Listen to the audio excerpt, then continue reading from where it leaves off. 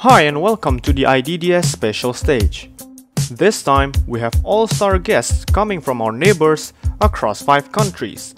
Australia, Malaysia, New Zealand and Thailand have joined us to challenge the top Indonesian drivers of IDDS Season 1. For this special occasion, we have released a new track that is Indonesia's finest itself, Sentul International Circuit. I'm your qualifying run briefing driver, Raira Baskara.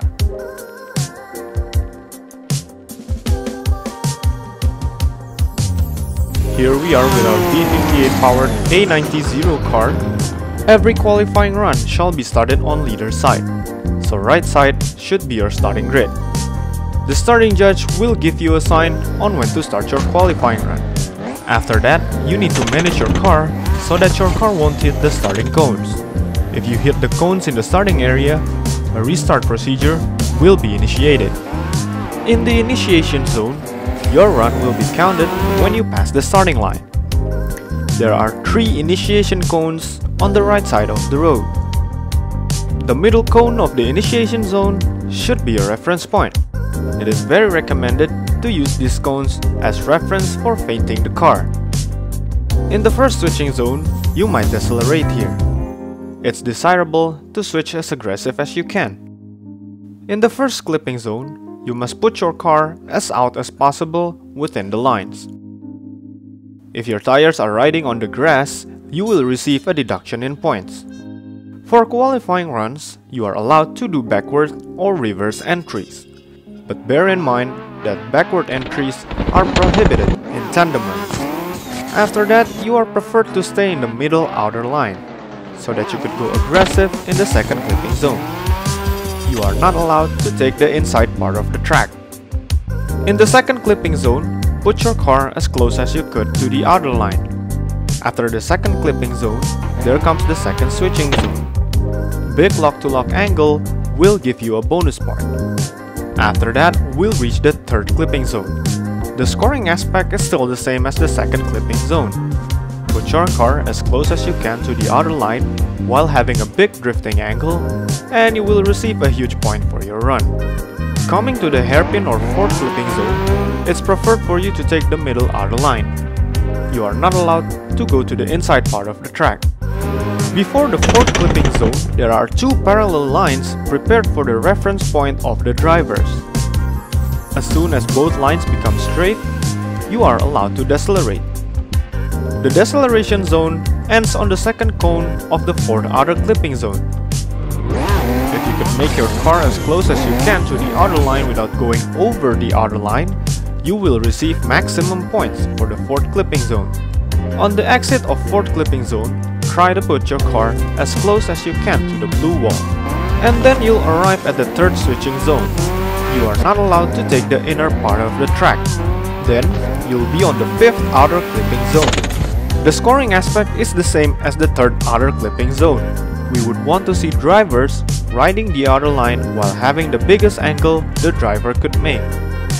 After that, there is the 4th switching zone. This zone is not a deceleration zone. You are expected to switch as aggressive as you can. In the 6th outer clipping zone, same scoring aspect as the 5th outer clipping zone is applied. In this zone, you are not allowed to decelerate, but you are allowed to glide while maintaining your speed. Then you are expected to take the same middle outer line until you reach the first clipping zone, which is now has become a touch and go zone. Failing to touch this zone will result in a deduction of points. Cross the finish line and your first run is done. Then you need to go to the starting line without going back to pits. You are not allowed to go back to pits in qualifying run. You need to prepare for your second run straight after the first run. The starting line is your waiting zone for the qualifying runs. Then, the starting judge will give you a sign on when to start your second run. For the tandem briefing, our head judge Danny Ferdido will give you an example with the IDDS judge Akbar Rais. In tandem runs, the chaser is allowed to take a tighter line than the lead drivers are taking. Judges will prioritize proximity in tandem runs. mimicking will become the second most important part.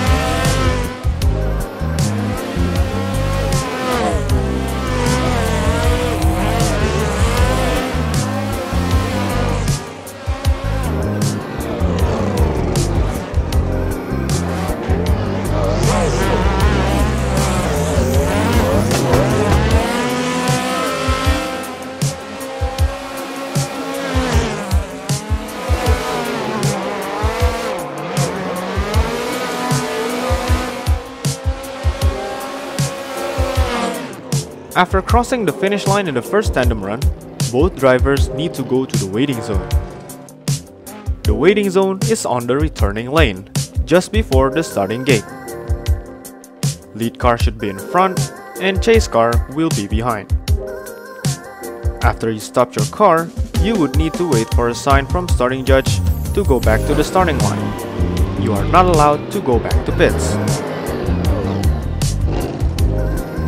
In our second run, drivers will need to swap positions. The starting judge then will give the drivers a sign on when to start their second run.